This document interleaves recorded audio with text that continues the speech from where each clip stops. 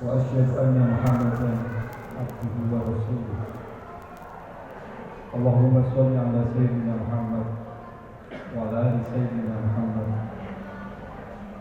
فيا أيها الحاضرون اتقوا الله حق تقاته ولا تموتن إلا وأنتم مسلمون. قال الله تعالى في القرآن الكريم: أعوذ بالله من الشيطان الرجيم. بسم الله الرحمن الرحيم.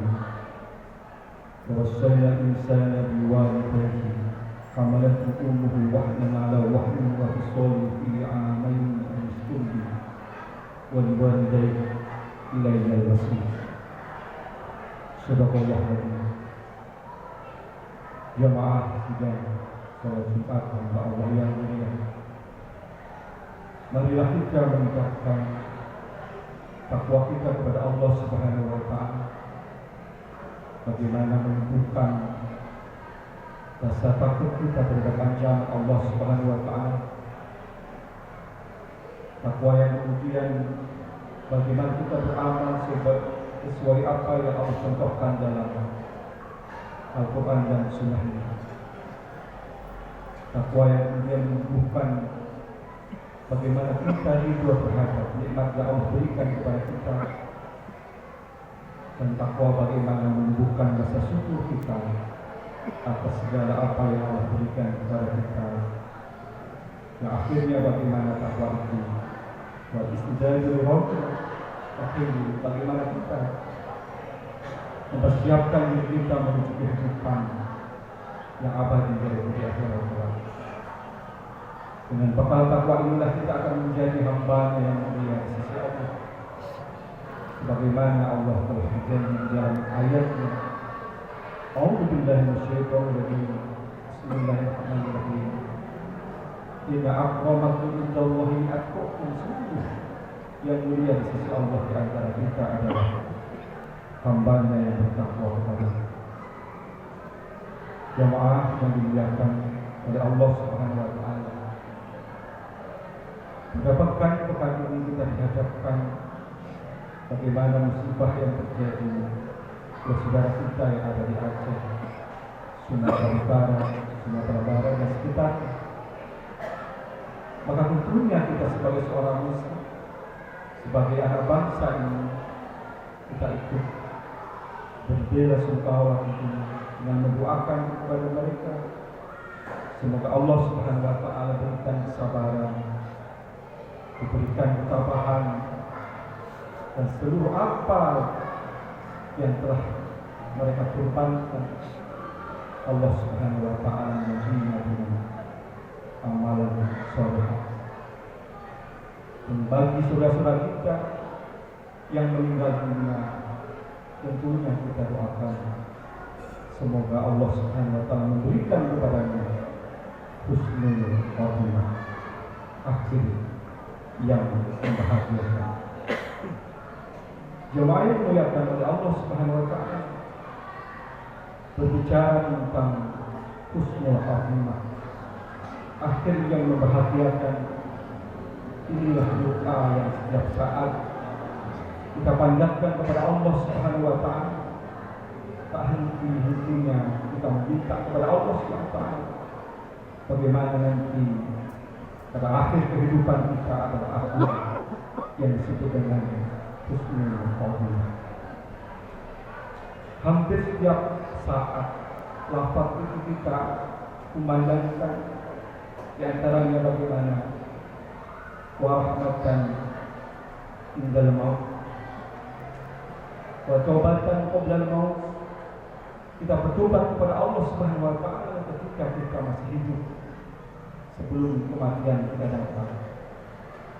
Yang mana sahabat tobat itu bisa diterima oleh Allah Subhanahu wa Ta'ala. Bagaimana di antaranya memperbanyak istighfar kita kepada Allah Subhanahu wa Ta'ala.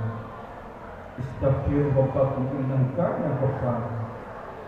Dan ampunlah kita kepada Allah Subhanahu wa Ta'ala, karena Allah adalah Zat yang Maha Pengampun. Setelah istighfar kita berbanyak, maka kemudian bagaimana kita berjanji dalam diri kita untuk tidak mengulang lagi perilaku maksiat tersebut, dan kemudian kita menjauhkan diri dari perilaku maksiat, dan pada akhirnya bagaimana kehidupan kita ini kita isi dengan amalan soleh, beramal soleh yang sebanyak-banyaknya. Doa ini pun tidak berhenti yang kemudian kita lakukan dengan doa rahmatan dalam maut. Kita berharap kepada Allah Subhanahu wa taala agar Allah memberikan rahmat-Nya, kasih sayangnya ketika kematian datang kepada kita. Yang kemudian wa maghfiratan ba'dal maut. Bagaimana ampunan Allah Subhanahu wa taala datang kepada kita ketika kita sudah meninggal dunia. Dan kemudian lafaz itu dituliskan, Allahumma hawwin 'alaina fi sakaratil maut wa najina min an-nar wa 'afwa 'inda al-hisab.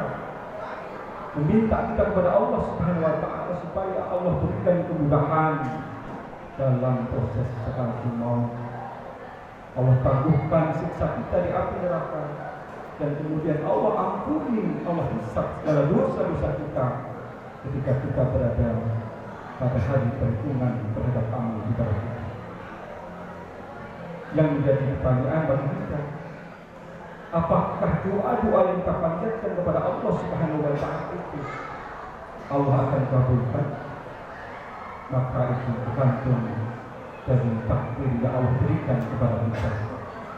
Sebagai manusia, maka kita tidak terlepas dari terus berdoa kepada Allah Subhanahu wa taala tentang takdir itu adalah keputusan dari Allah Subhanahu wa taala. Namun kita dapat melihat terhadap tanda-tanda manusia yang meninggal dalam su'ul khatimah yang disebutkan dalam sebuah kitab Sabil Istiqrar wa I'tibar, jalan peringatan bagi manusia, jalan hikmah bagi manusia untuk menapaki jalan kehidupannya ini.